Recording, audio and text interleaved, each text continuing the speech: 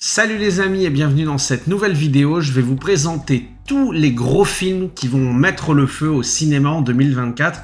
On démarre avec un premier film qui va arriver au cinéma le 17 janvier. C'est le concert de Queen. Vous allez me dire, mais c'est pas un film, mais c'est le concert culte de Queen en 1981 à Montréal qui a été complètement remasterisé en IMAX. Et donc ça va être disponible dès le 17 janvier en salle. Franchement, je pense que c'est un rêve absolu. On va bien démarrer l'année dans nos salles obscures. On enchaîne avec Maison de retraite 2. Alors j'ai voulu vous en parler, c'est pas un grand film, mais c'est un film que j'ai eu la chance de voir en avant-première en présence de Kev Adams et de Claude Zidi Jr. Et franchement, j'ai trouvé ça cool en famille. C'était vraiment des bonnes vibes. J'avais déjà bien aimé le premier. Et le deuxième, vraiment, j'avais peur d'être déçu. Et il est dans la droite lignée avec de belles valeurs véhiculées. Donc voilà, je voulais vous en parler le 14 février au cinéma pour Maison de retraite 2. L'un des films que j'attends le plus cette année, le biopic de Bob Marley, One Love, donc réalisé par Reynaldo Marcus Green, qui avait réalisé l'excellent film sur les sœurs Williams d'ailleurs, et moi je l'attends énormément. L'histoire de Bob Marley, je la connais pas en plus, son histoire vraiment, donc j'ai trop hâte, j'adore les biopics. Alors Bob Marley, c'est le rêve absolu.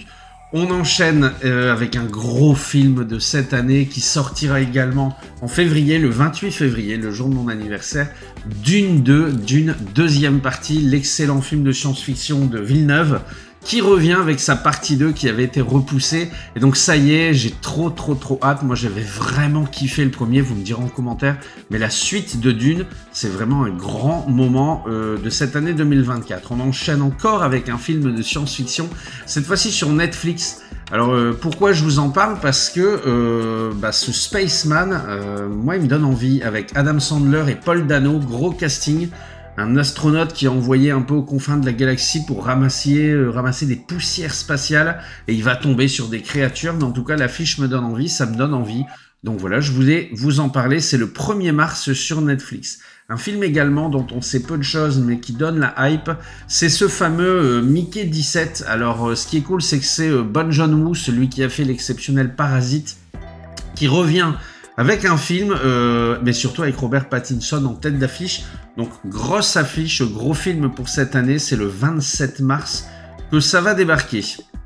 On enchaîne encore avec SOS Fantôme, la saga culte qui revient au cinéma, un nouveau SOS Fantôme avec Paul Rudd, donc Ant-Man, et Finn Wolfhard, le mec de Stranger Things. Donc bon, moi j'ai moyennement la hype, mais bon, il fallait que je vous en parle, c'est une chaîne de geeks, on parle d'un Ghostbuster, pourquoi pas, espérons enfin le retour de la saga culte. En plus, j'en avais entendu beaucoup de bien sur les derniers films SOS Fantôme, que moi j'ai pas regardé, mais il paraît que c'était plutôt pas mal, donc pourquoi pas. En tout cas, SOS Fantôme, la menace de glace, le 3 avril au cinéma, un film que j'attends également, ce Godzilla X Kong, le nouvel empire. Alors il faut savoir que c'est toujours Adam Wingman aux commandes, hein. J'avais adoré d'ailleurs Kong, alors c'est clair que c'était pas le film de l'année, mais moi j'avais adoré l'image, j'avais trouvé que c'était super beau à regarder. Il y a eu plein de films depuis dans la saga, je crois même qu'il y a une série. J'ai complètement mis ça de côté, j'ai tout loupé. Mais c'est con parce que Kong, j'avais trouvé ça visuellement terrible. Donc vous me direz en commentaire s'il faut que je rattrape tout ça pour revenir un petit peu à niveau et regarder cette année, le 10 avril, ce Godzilla X Kong au cinéma. Alors Civil War est un film qui risque de marquer l'année également. Ça n'a rien à voir avec le Civil War de Marvel. C'est Alex Garland qui est aux commandes. Et c'est un site dont je vous avais parlé sur notre site flashgeek.fr. Avec Kickstandust qui revient en tête d'affiche. C'est l'histoire d'une guerre civile, comme s'il y avait une guerre civile actuellement aux États-Unis, les États-Unis qui s'auto-détruisent. Ça a le mérite d'être original. Et surtout, Kickstandust, par le scénariste de 28 jours plus tard, de Ex Machina et de Annihilation. Donc, ça présage du bon. Franchement, je pense que ça peut être une bonne surprise de cette année. En tout cas, encore un film dont j'ai envie de vous parler. Le 10e film dont je vous parle aujourd'hui, c'est le biopic de Back to Black. C'est pas l'affiche officielle, mais j'ai trouvé ce montage plutôt sympa. Le biopic de Amy Winehouse, qui est réalisé par Sam Taylor Johnson qui avait déjà fait la biographie de John Lennon, de la jeunesse de John Lennon, mais surtout par la réalisatrice de 50 nuances degrés. En tout cas, moi j'adorais Amy Winehouse, mais c'était l'une des plus belles voix au monde. J'ai trop hâte, même si on connaît le dénouement, j'ai trop hâte de connaître son histoire et de voir un petit peu comment ça aurait été tourné. Encore une fois, j'adore les biopics, donc j'ai vraiment hâte de voir ce film cette année. Un film dont on parle peu, mais il semblerait que ce soit une grosse affiche de 2024, The Fall Guys, avec Ryan Gosling et Emily Blunt. Alors déjà au niveau casting, on peut dire que ça envoie du lourd. Alors Ryan Gosling qui revient dans le rôle d'un cascadeur, donc rien que le casting, effectivement, ça donne envie, mais c'est surtout qu'on nous promet des scènes d'action époustouflantes. Et bon, Ryan Gosling, c'est toujours bon. Moi, j'adore cet acteur. Je trouve que tout ce qu'il fait, c'est top. Donc vraiment, j'ai hâte de voir The Fall Guys, qui n'a rien à voir avec le jeu vidéo du même nom, mais en tout cas, un gros film pour cette année. Le retour d'une saga culte également, avec la planète des singes. Alors on y retourne, hein, c'est plusieurs générations après le règne de César. C'est réalisé par Wes Ball, le mec qui avait fait la trilogie Labyrinthe, et qui d'ailleurs serait derrière le projet de film Zelda. C'est une saga à succès, la planète des singes. À chaque fois, c'est un carton box-office, donc je suis pas surpris que cette saga revienne. Moi, j'ai adoré, j'adore tous les films de la planète des singes déjà à l'époque. J'étais méga fan, même la série télé quand j'étais gamin, donc ouais, forcément, je suis content d'apprendre que la saga revient. Encore une saga qui revient, c'est vraiment, on est dans la génération des suites et des suites et des suites. Mais là, c'est un préquel, donc le préquel du dernier Mad Max qui est sorti avec, comment elle s'appelait, enfin bon, peu importe. Tête d'affiche, tout le monde va m'en vouloir, je ne sais plus son nom. En tout cas, on revient sur sa jeunesse avec Anya Taylor-Joy. Ah, c'est Charlize Theron, voilà le nom que je cherchais. On revient sur la jeunesse de son personnage, donc de Furiosa, avec en tête d'affiche l'exceptionnelle Anya Taylor-Joy. Moi, je trouve que c'est l'une des actrices qui est en train de grimper. Déjà dans le Jeu de la Dame, c'est là où je l'ai découvert sur Netflix. Le Jeu de la Dame, l'une des meilleures séries que j'ai vues sur Netflix. Elle avait transpercé l'écran et j'avais dit, cette actrice, franchement, c'est l'une des futures grandes actrices de cinéma. Et elle nous le démontre encore aujourd'hui en étant la tête d'affiche de ce film réalisé encore et toujours par George Miller. Donc ça présage du bon. En tout cas, ça risque d'être un gros film de 2024, ce Furiosa. Un film que j'attends, et je vais même dire le film que j'attends le plus cette année. Vous connaissez mon amour pour la saga John Wick. Et on a, ça y est, après la série télé qui est déjà sortie, The Continental, maintenant, ça y est, il y a plein de films dérivés, et celui-ci, c'est Ballerina, avec, en plus, Ana de Armas. Je trouve cette actrice exceptionnelle. Donc, mon rêve absolu, vous prenez du John Wick, vous prenez Ana de Armas, un spin-off de ma saga culte, tout ce que j'aime. Donc, j'ai trop hâte. Ça doit sortir en juin, il n'y a pas de date précise, en tout cas. C'est vraiment un gros film. Donc vous voyez, mai, au mois de mai, La planète des singes, Furiosa, au mois de juin, Ballerina, grosse période pour le cinéma. Le 12 juin d'ailleurs, au cinéma, on retrouve encore une saga culte, Bad Boys 4. Alors je vous avoue que là j'ai un peu peur parce que c'est le retour encore de Martin Lawrence et de Will Smith, qui sont quand même vieillissants, il faut le dire. Le retour également d'Adil El-Arbi et Bilal Fallah, le duo derrière Bad Boys for Life, sorti en 2020. Qui était moyennement apprécié, il faut dire la vérité, donc j'ai un peu peur, ça fait un peu le Bad Boys de trop, mais croisons les doigts, soyons d'éternels optimistes. Un Bad Boys qui revient au cinéma, c'est toujours kiffant. Une saga qui revient également, je suis en train de me dire qu'en fait il n'y a que des suites, il n'y a que des suites. Ce sera Sans un bruit, jour 1. Donc je sais pas si vous vous rappelez du film Sans un bruit, il y en avait eu 2, moi j'ai trouvé cette saga géniale, j'avais adoré ces films. Et donc là on a bien un spin-off du film Sans un bruit qui débarquera le 26 juin, donc Sans un bruit, jour 1. Je pense que ça risque de plaire à certains car c'est un film, c'est une saga qui avait vraiment plu. Encore une saga qui va revenir au cinéma le 24 juillet, Deadpool 3, mais surtout le duo Deadpool et Wolverine, avec Hugh Jackman qui reprend le costume de Wolverine pour se retrouver aux côtés de Ryan Reynolds. En tout cas, ça s'annonce comme un gros film d'action pour cet été. 24 juillet, également sorti cet été, Trappe le 31 juillet, le nouveau film de Night Shyamalan. Alors vous allez me dire, c'est pas l'affiche officielle, parce qu'à partir de maintenant, les affiches n'ont pas encore été diffusés, mais moi, quand on me parle de Night Shyamalan, je suis tout de suite attiré. C'est le mec derrière Sixième Sens, derrière Incassable, derrière l'excellente série The Servant.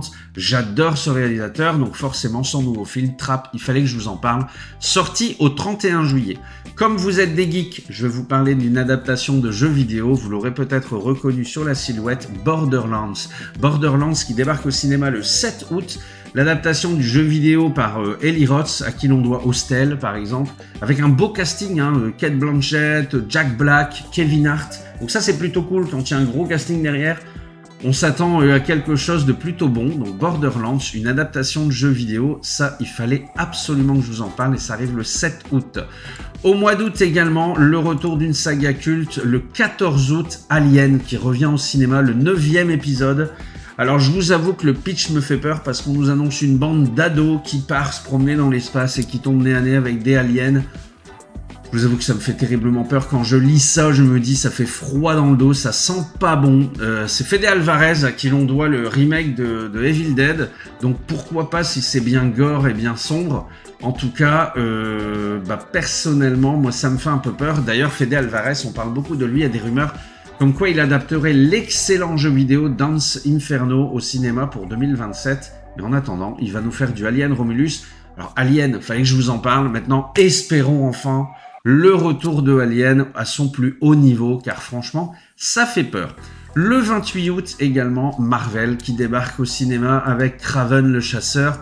Je vous avoue que moi les Marvel j'ai abandonné, je trouve que c'est de plus en plus décevant, mais c'est quand même une grosse affiche au cinéma. À chaque fois les films Marvel sont fortement attendus, on est sur une chaîne de geeks, je ne pouvais pas passer à côté. Donc le nouveau Marvel Kraven qui arrive le 28 août.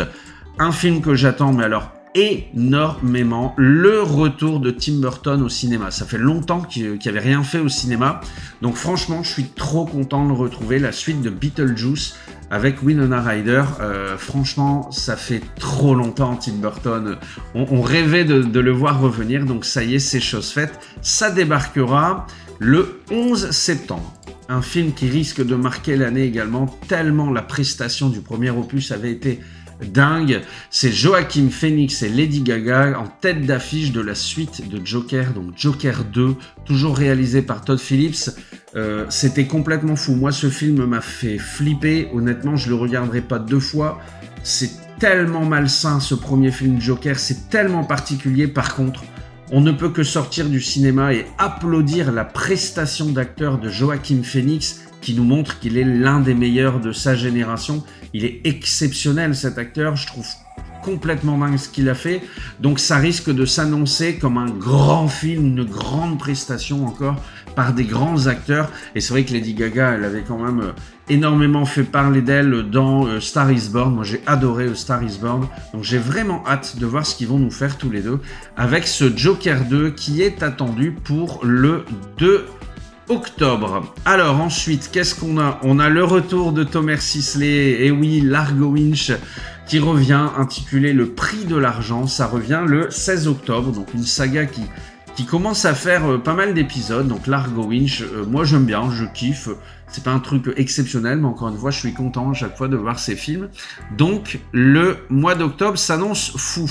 Le biopic de Aznavour qui débarquera au cinéma. Alors je vous ai mis l'acteur qui s'appelle Tahar Rahim qui interprétera Monsieur Aznavour, chanteur exceptionnel français. Donc le 23 octobre au cinéma, biopic de Aznavour.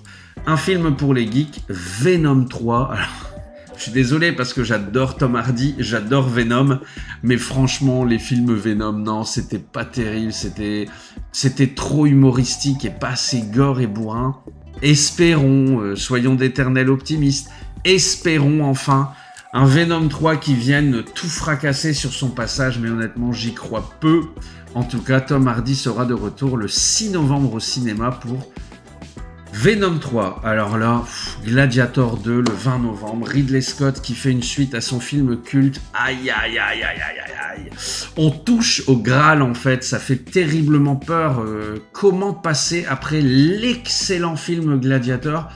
Moi j'ai peur, espérons que cette suite ne vienne pas entacher le premier, j'espère qu'on dira pas plus tard, c'est un peu comme Matrix 4 qui quelque part moi, après coup je me dis...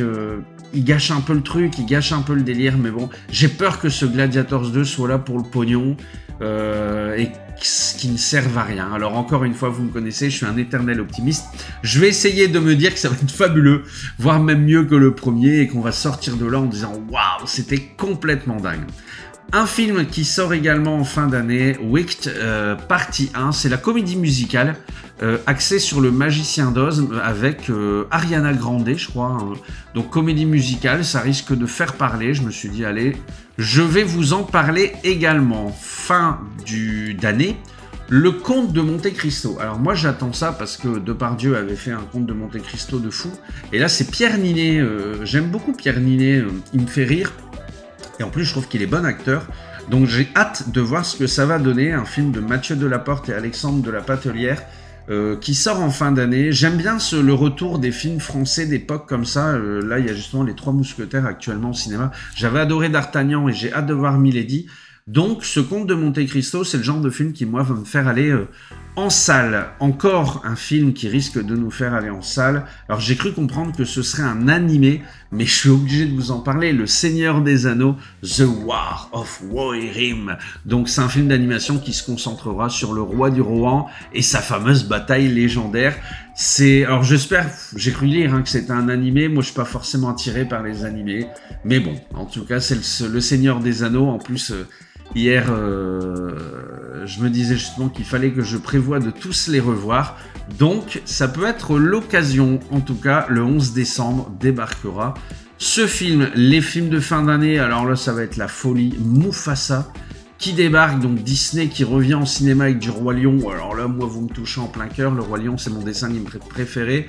Ça se présentera sous la forme de flashback, d'après ce que j'ai compris. Donc, Rafiki, Timon, Pumba, qui raconteront un jeune lion, l'histoire, en fait, de Mufasa. Donc, peut-être de son enfance jusqu'à la fin. J'ai hâte de voir, en tout cas, ce qu'ils vont nous raconter. Moi, dès qu'on me dit le Roi Lion, voilà, je me fais avoir, c'est l'effet pigeon. Je pense que Disney a bien compris. C'est pour ça qu'ils nous en sortent encore un film de fin d'année. Donc Mufasa, je vous ai pas donné la date, ça devrait sortir le 18 décembre 2024. Et en même temps, le 25 décembre, jour de Noël, devrait sortir Sonic 3 au cinéma. Donc le retour du film qui est plutôt sympathique. Franchement, quand il est sorti, on s'était dit on s'attend à rien. Et honnêtement, c'est le genre de truc en famille où on passe un bon moment. J'ai bien aimé le premier, j'ai bien aimé le second, donc je pense qu'on ira en famille voir ce troisième opus. Ensuite, alors maintenant on va passer aux films qui n'ont pas de date, mais qui devraient sortir en 2024. Il en reste quelques-uns. Alors, qu'est-ce que j'ai à vous annoncer ? The Movie Critic, le dernier film de Tarantino, je suis méga fan. Moi, je suis méga fan de Tarantino. Il parle de son dernier film, ça fait flipper. Un film qui est centré sur les critiques cinéma, qui travaillent dans le milieu du porno à la fin des années 70. C'est complètement barré, c'est Tarantino. Et en plus, il y a des rumeurs qui annoncent le retour d'un duo culte des débuts de Tarantino, à savoir Travolta et Samuel L. Jackson. Ça n'a pas été confirmé, hein. C'est des rumeurs. Mais voilà, quel que soit le film et quel que soit le casting, moi je serai au cinéma, j'ai vu tous les Tarantino, je trouve ce réalisateur fabuleux, je pourrais en parler pendant des heures. Donc The Movie Critic, son dernier film, je ne pouvais pas passer à côté. Nosferatu, qui revient, le remake du fameux film de 1922, et cette fois-ci avec un casting sympa. Il y a Lily Rose Depp, la fille de Johnny Depp et de Vanessa Paradis. Il y a Bill Skarsgård, moi j'adore Bill Skarsgård, j'adore cette famille. De toute façon, les Skarsgård, les trois, ils sont kiffants. C'est tellement sous-coté en plus. Et Willem Dafoe, alors là, on me touche en plein cœur. Moi, Willem Dafoe, je pourrais voir toute sa filmographie. J'adore Willem Dafoe. Donc, beau casting. Le remake de Nosferatu, c'est le genre de truc où je vais surveiller de près. Encore un film sans date. C'est Kevin Costner qui revient avec une saga. 2 films, ça sera en 2 parties, qui s'appelleront Horizon. Donc moi je suis super content de retrouver Kevin Costner dans son monde de western en fait, hein. C'est cool de le retrouver. Il paraît que c'est un film à gros budget. En tout cas il n'y a pas de date. L'été 2024 aux États-Unis, espérons que ça arrivera peu de temps après chez nous. Mais je kiffe, j'adore Kevin Costner en plus, super acteur. Donc je suis hypé par ce film. Un film qui va vous hyper également, le retour au cinéma de Jason Statham. Alors là c'est complètement surprenant car le film sort aux États-Unis au mois de janvier 2024 et on n'a aucune date pour la France.